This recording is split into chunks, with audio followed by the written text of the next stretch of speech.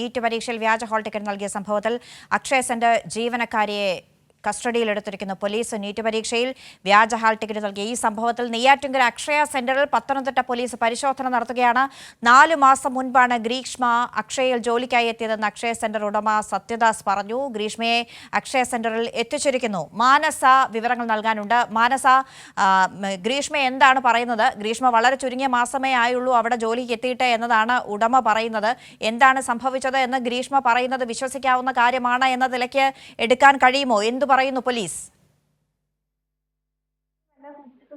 വളരെ ചുരുങ്ങിയ മാസം മാത്രമാണ് ഗ്രീഷ്മ അവിടെ ജോലിക്ക് ഉണ്ടായിരുന്നത്. 4 മാസം മുൻപാണ് ഗ്രീഷ്മ അക്ഷയ സെന്ററിൽ ജോലിക്കായി എത്തിയതെന്ന് അക്ഷയ സെന്റർ ഉടമ സത്യദാസ് പറയുന്നുണ്ട്. ഒപ്പം തന്നെ ഈ സംഭവം റിപ്പോർട്ട് ചെയ്തതിന് പിന്നാലെയാണ് പ്രതിയെ പോലീസ് കസ്റ്റഡിയിലെടുക്കുകയും ഉടൻ തന്നെ സംഭവ സ്ഥലത്ത് എത്തിച്ച്, അതായത് അക്ഷയ സെന്ററിലും ഗ്രീഷ്മയുടെ വീട്ടിലും എത്തിച്ച് പരിശോധനയും തെളിവെടുപ്പും നടത്തിവരുന്നത്.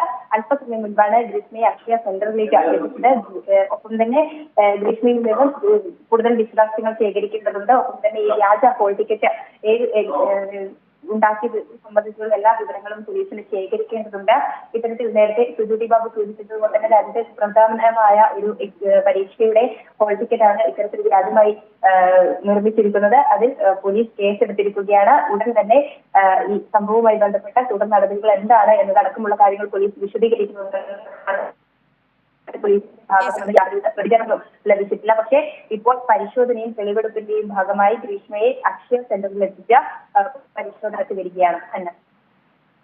ശരി, നീറ്റ് പരീക്ഷയിൽ വ്യാജ ഹാൾ ടിക്കറ്റ് നൽകിയ സംഭവത്തിൽ നെയ്യാറ്റിൻകര അക്ഷയ സെന്ററിൽ എത്തിച്ചിരിക്കുകയാണ്. കുറ്റം സമ്മതിച്ച ഗ്രീഷ്മയെ പത്തനംതിട്ട പോലീസ് അവിടെ പരിശോധന നടത്തുന്നു. 4 മാസം മുൻപാണ് ഗ്രീഷ്മ അക്ഷയ സെന്ററിൽ ജോലിക്ക് എത്തിയത് എന്നതാണ് അക്ഷയ സെന്റർ ഉടമ പറയുന്നത്. തെളിവെടുപ്പും പരിശോധനയും നടക്കുകയാണ് അക്ഷയ സെന്ററിൽ.